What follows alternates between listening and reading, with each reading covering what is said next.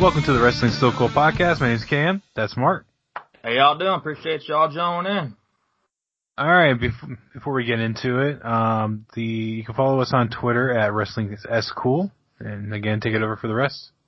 For Instagram, it's at Wrestling Still Cool. At TikTok is Wrestling Still Cool 90, and you can also find us on Facebook, Wrestling Still Cool, and also you can hit us an email, WrestlingStillCool@gmail.com.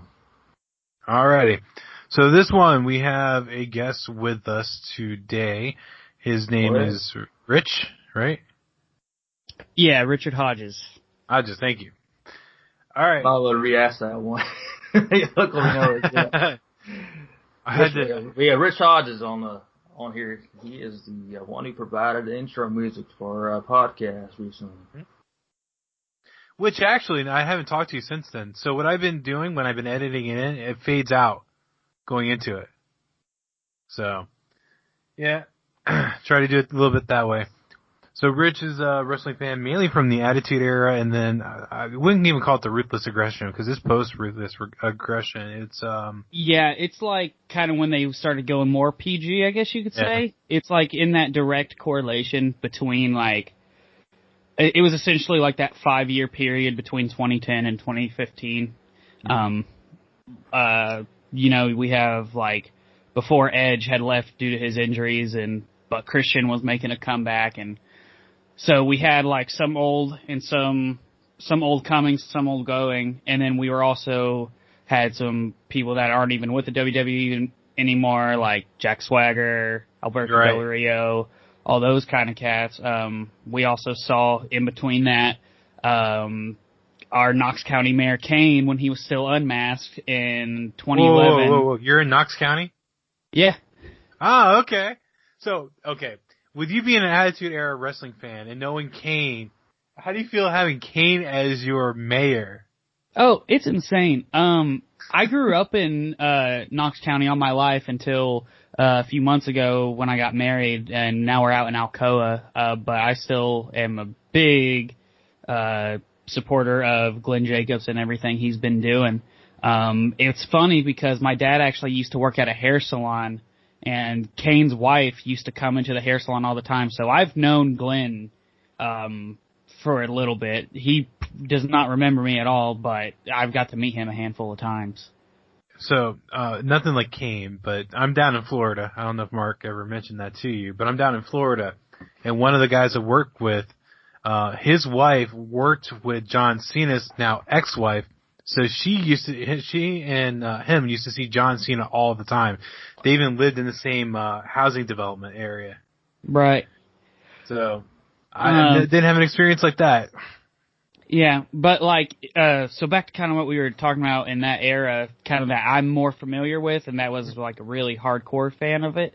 You know, like 2011 was really the last we saw of unmasked Kane, and then 2012 was when he had his new redesigned mask until he went back to corporate Kane and kind of switched in between the two. So that's kind of like the era I'm familiar with, and like back when Shield was still a thing, Roman Reigns and all those guys were getting their start. Yeah.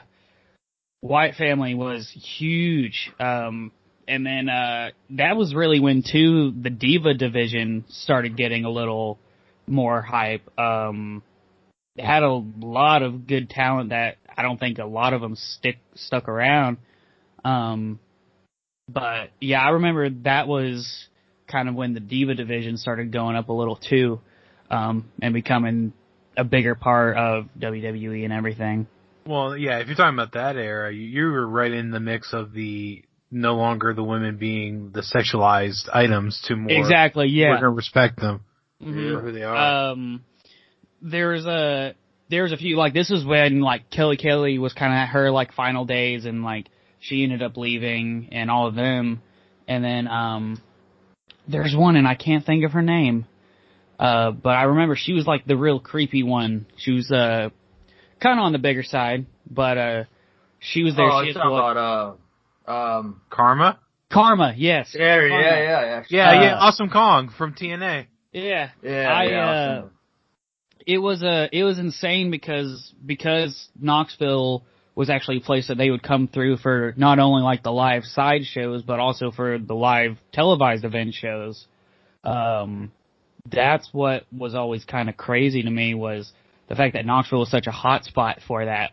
And I had actually got decent seats most of the time we went, and Karma, her last episode was actually, I believe, at the Knoxville location, if I remember correctly. I think that was when she had announced she was pregnant or something. I think, if I remember correctly, that's why she was leaving. And she was really like the first diva to ever do that, if I remember correctly. Well, it was right after her debut, too. It was like a couple months. It was insane. What's ironic about it, too, I was there, as well as Kay and brother and his mom were there. I was there the night that she debuted at Extreme Rules in Tampa. And, I was like, out of the blue, and I think there was rumors that she was coming around to the WWE, but she had left TNA and came out there, tore house down. When she came out there, she was around for just a few months until she got announced her pregnancy. But I just thought you said that she was on her way out around that Knoxville area, so I was like, man, that's kind of interesting. She was on her way in. When I went to, I was back in 2011, I think it was. Yeah, right and there, one of the events I went to too was actually when Michael Cole and Jerry the King Lawler were having that kind of like debate. Huge, like, heated debate thing going on, and they had Michael Cole and, like, the whole, like, different, like, shield built off chamber and all that. Yeah, the Cole, what was it called? The Cole Cave or something like that? Yeah. It was, that was crazy, those times. That was actually, honestly, and I don't know if it's just because that was the time I really grew up in more than anything, but that by far has still been my favorite, like, time about it, because, like, it was like, the storyline was still good, and the cards for all the pay-per-view matches were really good. Are you talking like in the 2011 era, or are you talking about Attitude? Like okay. 2011 and everything like that. Attitude was good, but again, I feel like they were trying a little too hard, in my opinion. But granted, how the times kind of were then. That's what it was. They had to try and figure out what made them better than at that time, and ultimately to beat WCW. They had to figure out what was going to work for them. Exactly, and then like, you know, in that time too, like I said, like between 2010 and 2015, like we had like a bunch of that stuff. Like the streak was finally over. The streak got ended by Brock Lesnar in 2014. Sad. I remember I stayed up for WrestleMania, and I'm like, same here. Was that supposed to happen? That match took like over an hour. Right, It took up a good portion of it. And I just remember sitting, because my uncle used to always get the pay-per-views, and all of our wrestling family that were like fans of it would always get together. And he had like a big like 128-inch projector screen that we would watch it on. And like, just the amount of shock that went through, you could feel it in the room. And that was the thing, is at the time, I was only like, I wasn't even 15 yet. I just turned 21 back in April. But I was like early teens, like mid-teens when it happened. Mm-hmm. I was like 15 when it happened. And man, like, I just remember like, I was like, what? I was like, and I'd only been into wrestling for like 4 years as a hardcore fan at that point. And I was like, what just happened? But then like looking around the room to see like my uncle and my grandfather who have been watching that streak go since it started, and to see the shock on their face, like that was a crazy moment. I don't know if you guys have done an episode on that yet or not. Not yet. Not necessarily, but to give you kind of perspective, I was in about the same age range when WCW was bought by WWF. That's crazy.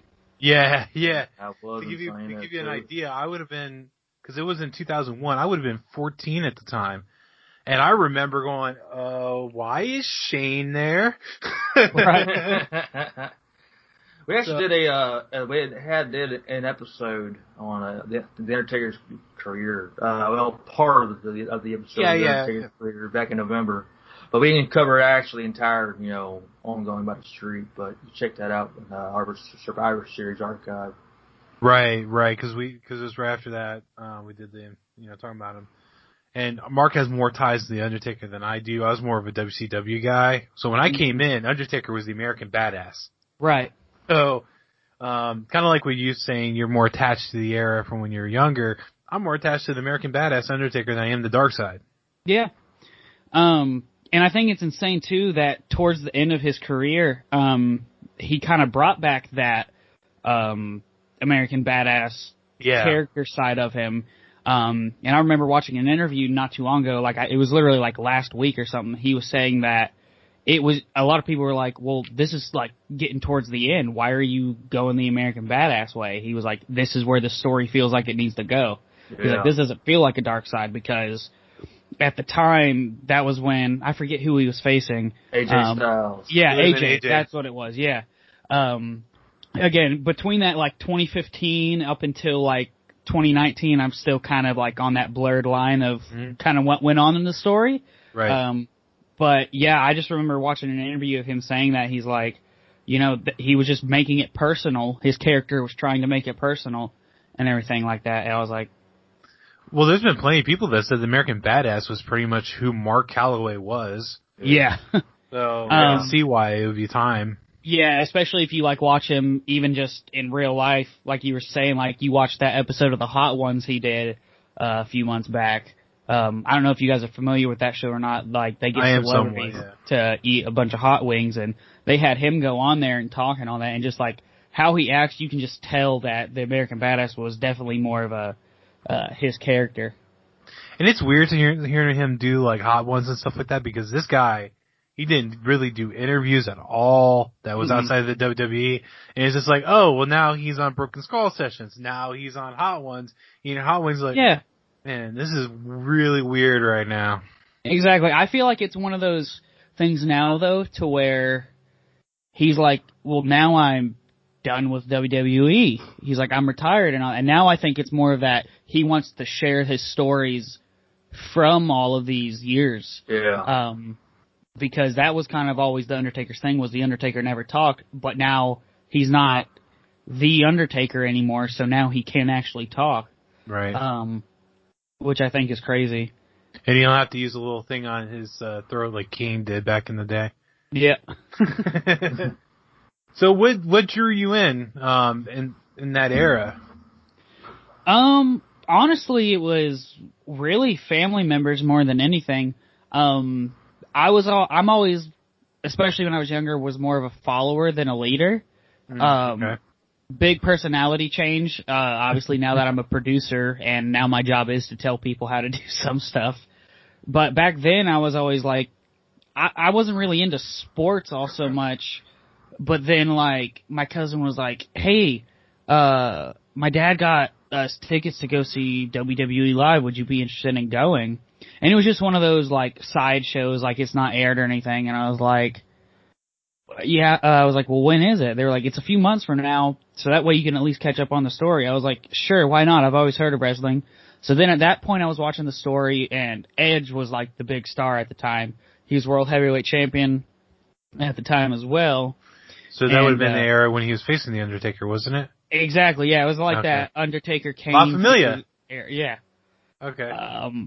Yeah, I just remember I was like, dang, who is this Edge guy? And he had the long hair, and he was the rated R superstar, and because I loved music so much, I was like, wow, this guy's a rock star wrestler, right? Essentially, and that's what really drew me to, I grew my hair out to look like him. I was Edge for Halloween that year. Everything.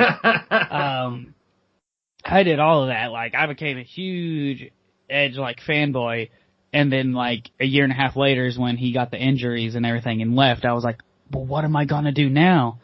But then I was like, well, I guess I have to start watching the other wrestlers now. And then eventually I just started liking characters more and more. John Cena had to grow on me, because even back then I was always like, this guy is a character. Mm-hmm. But then it just started growing on me, and I was